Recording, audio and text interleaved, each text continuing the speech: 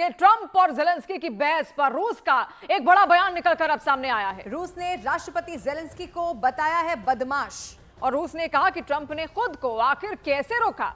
रूस ने यह भी कहा कि जेलेंस्की पर हमला करने से कैसे रोके रखा। रूस ने आगे कहा, अमेरिका का यह संयम एक चमत्कार जैसा है।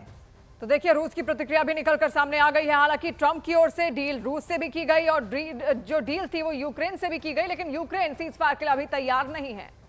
और बड़ी खबर यह है कि अमेरिका के व्हाइट हाउस में बीती रात वो देखने को मिला जिसकी कल्पना की ही नहीं जा सकती थी। दुनिया के सामने जेलेंस्की ने कल न केवल ट्रंप से बहस की बल्कि अमेरिका का अपमान भी किया। व्हाइट हाउस में कल जेलेंस्की और ट्रंप की तू-तू मैं देखने को यहां पर मिली है।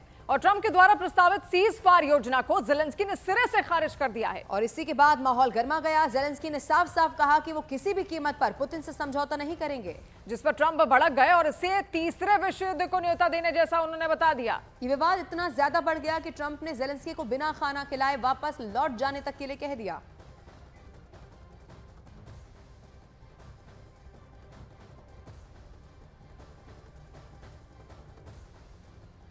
Don't tell us what we're going to feel. We're trying to solve a problem. Don't tell us what we're going to feel. I'm not telling you. Because you're in no position to dictate that. That's Remember exactly what this. you're doing. You're in no position to dictate what we're going to feel. We're going to feel very you will good. Feel influenced. We're going to feel very I'm good and telling very you, strong. You will feel influenced. You're right now not in a very good position. You've allowed yourself to be in a very bad position, and he happens to be right about it. From the very beginning of the war. You're not in a good position. You don't have the cards right now. With us, you start having cards. But right now, you don't. You're playing cards. You're playing cards. You're gambling with the lives of millions of people. You're gambling with World War III. You're gambling with World War III. And what you're doing is very disrespectful to the country, this country. That's back to you. Far more than a lot of people said they should have.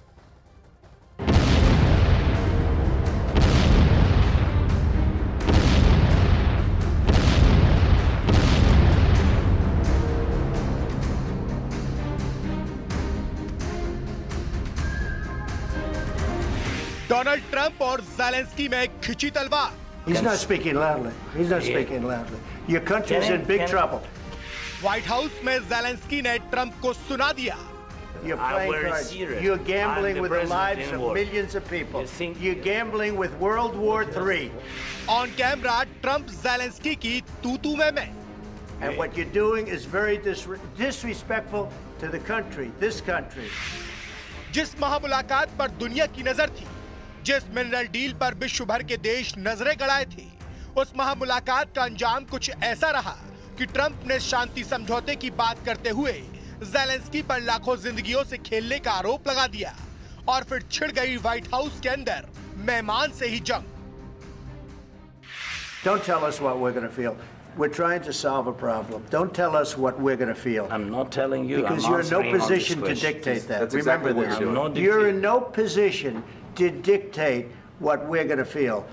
We're going to feel very good. You will feel influenced. We're going to feel very good and very strong. You will feel influenced. You're right now not in a very good position. You've allowed yourself to be in a very bad position, and he happens to be right about it. From the very beginning of the war. You're not in a good position. You don't have the cards right now. With us, you start having cards. But right now, you don't. You're playing cards. You're playing cards. You're gambling with the lives of millions of people. You're gambling with World War III. You're gambling with World War III. And what you're doing is very disrespectful to the country, this country. That's back to you. Far more than a lot of people said they should have. ऐसी तस्वीर कभी white house से किसी ने नहीं देखी, जब किसी और देश के राष्ट्राध्यक्ष ने सुपर पावर को इस तरह से जवाब दिया हो। एक तरह से ट्रंप और जेलेंस्की के बीच झगड़ा देखने को मिला। तू-तू में दोनों देश के इरादे भी दुनिया के सामने आ गए। डोनाल्ड ट्रंप ने जेलेंस्की को व्हाइट हाउस में मिनरल डील के लिए बुलाया था, अपनी शर्त मनवाने के लिए, लेकिन जैसे ही सीज फायर की बात आई, जेलेंस्की फ्लावर से फायर हो गए। Of course, we want to stop the war. But you're saying you don't want a ceasefire. But I said to you, I want a ceasefire. With guarantees. Because you'll get a ceasefire faster than an agreement. Ask our people about ceasefire. What they think. I gave you the javelins to take out all those tanks. Obama gave you sheets. In fact, the statement is Obama gave sheets and Trump gave javelins. You got to be more thankful, because let me tell you, you don't have the cards. With us, you have the cards, but without us, you don't have any cards. हालात ये हो गए कि Trump और Zelensky के बीच भाषा की मर्यादा टूट गई। You're not winning. You're not winning this. You have a damn good chance of coming out okay because of us. Mr. President, you haven't been allowed. We gave you, through this stupid president, $350 billion. We gave you military equipment, and your men are brave, but they had to use our military. What about West? If you didn't have our military equipment, if you didn't have our military equipment, this war would have been over in 2 weeks. Zelensky fire थे और Donald Trump इससे सकते में थे, क्योंकि super power पर कोई पहली बार इस तरह से बरस पड़ा था। ऐसे में डोनाल्ड ट्रंप ने ज़ेलेंस्की को चेतावनी दे डाली कि उनका देश बहुत मुसीबत में है और अमेरिका ही उसकी मदद कर सकता है। If you will speak very loudly about the war, you He's can... not speaking loudly. He's not speaking loudly. Your country is in big trouble. Can I Wait a answer? minute. No. You've done a lot of talking. Your country is in big trouble. I know. You're not winning. You're not winning this. You have a damn good chance of coming out okay because of us. Mr. President, you haven't been allowed. We gave you, through this stupid president, $350 billion. We gave you military equipment, and your men are brave, but they had to use our military. What about West? If you didn't have our military equipment, if you didn't have our military equipment, this war would have been over in 2 weeks. In 3 days. I heard it from Putin. In 3 days. This is something maybe new. less. वैसे तो Trump और Zelensky के बीच diplomatic तरीके से बातचीत 45 minute तक चली, लेकिन जब बात यूक्रेन और रूस के जंग तक पहुंची, तो आखिरी के 10 मिनट में कूटनीति को दोनों देश भूल गए और एक दूसरे पर बरस पड़े। यहां तक कि अमेरिका के उपराष्ट्रपति जेडी वेंस ने युद्ध को कूटनीतिक तरीके से हल करने की बात कही और इसी पर ज़ेलेंस्की उन पर भड़क उठे। कूटनीति का नाम सुनते ही ज़ेलेंस्की का पारा हाई हो गया। उन्होंने रूस पर सीज फायर के उल्लंघन का आरोप लगाते हुए अमेरिका से ही पूछ लिया कि वो कूटनीति की बात कर रहा है, जबकि ट्रंप के वक्त में भी पुतिन ने युद्ध विराम की शर्तों को तोड़ दिया था और अमेरिका ने कोई दखल नहीं दिया। और वहीं इसके बाद ज़ेलेंस्की ने सोशल मीडिया में थैंक यू की बाढ़ लगा दी। जिसने ज़ेलेंस्की का सपोर्ट किया, सभी के पोस्ट को रीपोस्ट करते हुए ज़ेलेंस्की ने थैंक यू लिख दिया है। देखिए, खासतौर पर जितने भी यूरोपियन देश थे, उनकी ओर से यहाँ पर ज़ेलेंस्की का साथ दिया गया है और उन्होंने कहा है कि हम उनके साथ खड़े हैं, आप आगे बढ़िए, ये यहाँ पर कहा गया। और उन्हीं के ट्वीट को रीट्वीट करते हुए यहाँ पर ज़ेलेंस्की की ओर से खुद सबको थैंक यू कहा गया। देखिए, अलग अलग ट्वीट्स हम आपको दिखा रहे हैं। तमाम जितने भी यूरोपीय देश हैं, उनकी तनातनी इस वक्त अमेरिका के साथ भी चल रही है और यही कारण है कि अब यूरोपीय देश भी भारत की ओर देख रहे हैं। उनको एक बड़ा बाजार चाहिए, क्योंकि अमेरिका के साथ तो उनकी बात बनती हुई नहीं दिख रही है जब से ट्रंप सत्ता में आए हैं। तो ऐसे में अब बहुत बड़ी हलचल नेटो में भी आने वाले वक्त में देखने को मिल सकती है और ऐसे में यह हलचल यहाँ साफ ट्विटर पर भी, सोशल मीडिया साइट एक्स पर भी देखने को मिल रही है। तो ये ज़ेलेंस्की एक तरह से इसीलिए कहा जा रहा है कि थैंक यू की बाढ़ उन्होंने ट्विटर पर लगा दी है, क्योंकि जो भी यहां पर सपोर्ट करता हुआ दिखाई दे रहा है ज़ेलेंस्की का, वो हर पोस्ट को रीपोस्ट करते हुए थैंक यू यहां पर लिख रहे हैं।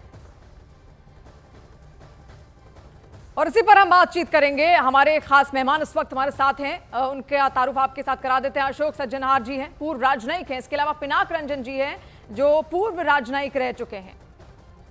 तो तमाम मेहमान हमारे साथ जुड़ चुके हैं। कर्नल तेज टिक्को भी हमारे साथ मौजूद हैं, रक्षा मामलों के जानकार हैं। शुरुआत हम यहाँ पर अशोक जी आपके साथ कर रहे हैं। अब सबसे पहले जो ये तस्वीर निकलकर सामने आई है, हालांकि कहा यह जाता रहा है कि ऐसा पहली बार नहीं है, लेकिन ये सब तस्वीरें बंद कमरों में होती थी। इस तरह से एक बड़े दो चेहरे और इस तरह से ये लड़ाई की तस्वीर सामने आना और बहस हो जाना, पहले तो हम आपसे ये भी जानना चाहते हैं कि क्या ऐसी तस्वीर की उम्मीद की जा रही थी कि ऐसी तस्वीर निकलकर सामने आ सकती है, और ज़ेलेंस्की में इतनी हिम्मत यहां पर कैसे आ गई? जिस तरह से वो यहां पर बात करें, उसके बाद के ट्विटर पर भी देखा जा रहा है, जो उनके सपोर्ट में आ रहा है वो उन्हें थैंक यू भी लिख रहे हैं। आप इसे कैसे देख रहे हैं अशोक जी? धन्यवाद मुझे आमंत्रित करने के लिए। आपने बिल्कुल ठीक कहा है, जो ऐसी तस्वीरें पहले कभी देखने को नहीं मिली हैं। मैं कहूँगा ना तो व्हाइट हाउस में, ओवल ऑफिस में कभी देखने को मिली हैं, ना किसी और दो राष्ट्राध्यक्षों के बीच में जब वार्तालाप हो रहा हो। और मैं तो यहाँ तक भी कहूँगा, जो कुछ लोग कहते हैं, जो may be behind close doors, जब बंद कमरे में बातचीत हो रही होती है तो ऐसे गुस्से आ जाते हैं और गर्म हो जाती है हवा वहां पर, परंतु मेरे विचार से ऐसा इतनी हद तक कभी वो नहीं गया है। और मैं समझता हूं क्योंकि राष्ट्रपति ज़ेलेंस्की जब आए थे यहाँ पर, अब मिनरल डील तो थी, उसके ऊपर उन्होंने बातचीत कर ली थी, काफी बातचीत हो गई। अशोक जी की आवाज हम तक नहीं पहुंच पा रही है। अशोक जी, आपके पास हम वापस लौटेंगे। पिनाक रंजन जी भी हमारे साथ इस वक्त मौजूद हैं। पिनाक जी, आपसे समझना चाहेंगे, बातचीत इतनी ज्यादा बिगड़ गई कि ट्रंप ने खुद स्टूपिड प्रेसिडेंट कह दिया ज़ेलेंस्की को, और बहुत बड़ा फेरबदल भी यहां पर देखने को मिल रहा है। ट्रंप की एक बार दोबारा सत्ता में आने के बाद विदेश नीति में झुकाव अब जा रहा है रूस की तरफ, जो आज तक कभी नहीं हुआ। ये जो 70 साल अभी तक बीते हैं, एक नफरत ही देखी गई है रूस के प्रति, लेकिन कहीं ना कहीं उनकी ओर से यहां पर आप देखिए किस तरीके से अब जो रुख है वो उनका पलटता हुआ रूस की तरफ ज्यादा जा रहा है, और यूक्रेन को वो नकारते हुए दिख रहे हैं। इनकी नीतियां जो है वो बेसिकली डिसरप्टिव है, जिसको हम डिसरप्टिव डिप्लोमेसी कहते हैं। तो वही आपको दिख रहा है, और भाषा में भी वो कुछ डिप्लोमेटिक नहीं है। वो तो जाहिर हो रहा है जिस तरह से वो बात कर रहे हैं। पर आश्चर्य की बात यह है कि उन्होंने मीडिया के सामने ये सब किया। वैसे बंद कमरे में भी हम लोग ऐसा नहीं, इस तरह का भाषा इस्तेमाल नहीं करते। ये तो हमने ऐसी डिप्लोमेसी तो हमने जो सीखी है और जो हमने 40 साल से देखा है, इस तरह का भाषा इस्तेमाल नहीं होता है। हाँ, डिबेट जरूर होता है, आर्ग्यूमेंट भी होते हैं, काउंटर आर्ग्यूमेंट भी आते हैं, क्योंकि हर एक पक्ष अपना वो मतलब जो विचार है वो रखता है अपने इंटरेस्ट के लिए। पर मुझे ये लगता है कि ये ट्रंप नाराज इसलिए हुए होंगे क्योंकि ज़ेलेंस्की मानने को तैयार नहीं है। ज़ेलेंस्की कह रहा है कि हम तो लड़ते जाएंगे, आपने हमें बहुत मदद की है, पर और आप करें तो अच्छा है। और उधर यूरोप से भी उनको काफी सपोर्ट मिल रहा है। मुझे ये नहीं मालूम कि यूरोप जिस तरह का सपोर्ट अमेरिका ने दिया है फंडिंग और मिलिट्री का, क्या यूरोप इसको कर सकता है। पर यहाँ पे एक भू राजनीति की बात आ जाती है, और वो है कि ये जो हमारी जो दुनिया थी, जो जिसको हम इंटरनेशनल ऑर्डर कहते हैं, वो अनरेबल हो रहा है। यानी देखिए, नेटो पता नहीं रहेगा नहीं रहेगा, ये जो डिस्टेंस हो गया है, यूरोप और ऑस्ट्रेलिया भी उसमें ज्वाइन कर रहा है यूरोप के साथ, और अमेरिका का ये एक भू राजनीति का एक बड़ा इम्पोर्टेंट मतलब ट्रेंड दिख रहा है। अब जरा आप ये भी समझाइए कि जिस तल्ख अंदाज में यहाँ ज़ेलेंस्की बात करते हुए नजर आए हैं, हालांकि ट्रंप ने उन्हें कई बार ये भी कहा कि आप इस पोजीशन में नहीं है कि आप इस तरह से यहाँ पर बात कर सकें, आपकी कंट्री का हाल आप देखिए। ट्रंप ने ये भी समझाने की कोशिश की। यहाँ से अगर यूक्रेन के भविष्य की बात की जाए तो आपको यहाँ से यूक्रेन का भविष्य क्या दिखाई देता है, क्योंकि सीज फायर पर तो जबरदस्त भड़क गए हैं ज़ेलेंस्की। पिनाक रंजन जी, लगता है यूक्रेन को अल्टीमेटली मतलब टेबल पे तो आना पड़ेगा, क्योंकि यूरोप से मैं उम्मीद इतना नहीं रखता हूँ कि वो उस तरह का सपोर्ट वो दे सकेंगे। वो कह तो रहे हैं देंगे, और दें तो फिर रशिया के साथ यूरोप का भिड़ंत भी हो सकता है। तो क्या वो यूरोप चाहेगा? वहाँ पे तो सरकार, जर्मनी में तो सरकार बदल गई है, उधर यूके में वो कह रहे हैं कि हम यूके के ट्रूप्स भेजेंगे।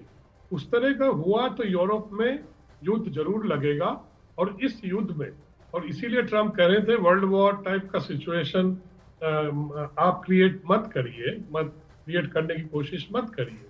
पर इसमें लग रहा है कि ठीक है, पर वर्ल्ड वॉर 1 वर्ल्ड वॉर 2 में अल्टीमेटली अमेरिका यूरोप के साथ ही चला। पर इस बार तो लगता है कि अगर कुछ युद्ध छिड़े तो अमेरिका तो कहेगा ठीक है, आप लोग लड़ लो और हम दूर से देखेंगे, क्योंकि ये तो ट्रंप की नीति में लग रहा है ऐसा ही होने वाला है। पर खैर उतनी उसकी नौबत शायद ना आए, पर लग रहा है मुझे कि ये दरार जो है वो बढ़ता चला जा रहा है। यूरोप का मतलब यूरोप वाले भी रशिया को सस्पिशियस मतलब नजरों से देखते हैं, वो भी रशिया को समझते हैं कि ये एनिमी है। पता नहीं कल क्या उनकी बड़ी हिस्ट्री है ना रशिया के साथ, एक वर्ल्ड वॉर की, और वर्ल्ड वॉर के बाद ही जो ये इंटरनेशनल ऑर्डर बना जिसकी मैं बात कर रहा था, वो उसी का अब अंत मतलब होने वाला। जी इसके अलावा कर्नल तेज टिक्को जी भी हमारे साथ मौजूद हैं, रक्षा मामलों के जानकार वो यहाँ पर माने जाते हैं। आपने देखा किस तरीके से टिक्को जी की जो झुकाव है अब रूस की ओर यहाँ पर बढ़ता जा रहा है अमेरिका का, और यूक्रेन का साथ अब अमेरिका छोड़ता हुआ नजर आ रहा है। नेटो का भविष्य अब आप किस तरीके से देख रहे हैं, क्योंकि जितने भी जो देश है नेटो देश, अमेरिका अब अलग थलग एक तरीके से पड़ गया है, यूरोप के सारे देश एक साथ आ गए हैं, तो रूस इसका फायदा कैसे उठा सकता है? क्या वो नेटो का फायदा उठाएगा जो टूट यहाँ पर अब बनती हुई नजर आ रही है? देखिए, सबसे पहले तो मुझे हैरानगी हो रही है, यहाँ पर दो फॉर्मर एम्बेसडर्स बैठे हैं कि डिप्लोमेसी को इस अनडिप्लोमेटिक तरीके से कंडक्ट किया जाता है। पहली बार ये सुना भी है और देखा भी है, लेकिन ये जो आज हुआ है इसके बहुत दूरगामी अंजाम होंगे। सबसे पहले जब रशिया ये बोल रहा था कि भाई नेटो को ईस्टवर्ड एक्सपेंशन नहीं करना चाहिए, और जिसकी गारंटी रेगन ने दी थी गोर्बाचोव को, उससे नेटो हट गया और तकरीबन कंप्लीट ईस्टर्न यूरोप जो है वो नेटो में तब्दील हुआ। रशिया को थ्रेट है, ये रशिया का पक्ष है। लेकिन रेड लाइन थी जब यूक्रेन नेटो में जाने की कोशिश कर रहा था और जंग शुरू हो गई, लेकिन अमेरिका नेटो से दूर हट रहा है और वो सबको मालूम है क्यों हट रहा है। दूसरी बात यह है कि रशिया जो है वो अब इस मामले में स्ट्रॉन्गर नज़र आ रहा है, क्योंकि अगर अमेरिका यूक्रेन को मदद नहीं करेगा और सीज फायर किसी न किसी तरीके से हो जाएगा तो यूक्रेन की 20% जो इलाका है उनका वो रशिया के कब्जे में रहेगा, क्रीमिया उनके कब्जे में रहेगा, ब्लैक सी में उनका डोमिनेशन होगा। और मुझे लगता है अमेरिका प्रेसिडेंट ट्रंप के नीचे इस चीज़ का उन्होंने फैसला किया है कि हम इसको एक्सेप्ट करेंगे। लेकिन क्या यूरोप को एक्सेप्ट होगा? नहीं होगा। तो यूरोप को अपनी सुरक्षा का फैसला खुद करना पड़ेगा।